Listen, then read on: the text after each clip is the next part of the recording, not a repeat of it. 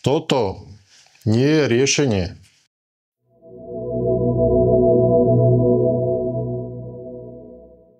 Proces likvidácie a ukončenie firmy.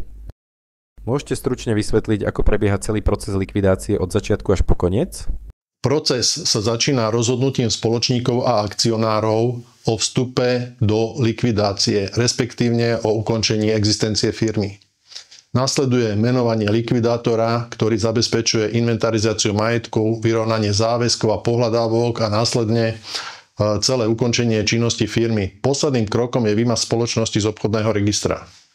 Slovenská legislatíva umožňuje použitie aj iných alternatív a tie sú mojou špecializáciou.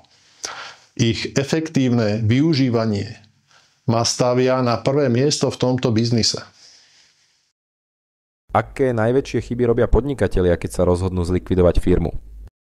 Najčastejšou chybou je odkladanie rozhodnutia, čo môže zbytočne predražiť a skomplikovať celý proces. Druhou, často závažnou chybou je, že sa to pokúšajú vyriešiť sami a obrátia sa na niekoho iného, ako som ja. Prevody firiem na rôznych bezdomovcov či cudzincov, ktorých akože nikto nenájde, je tou najhoršou cestou, ktorá môže podnikateľa priviesť až pred trestný senát.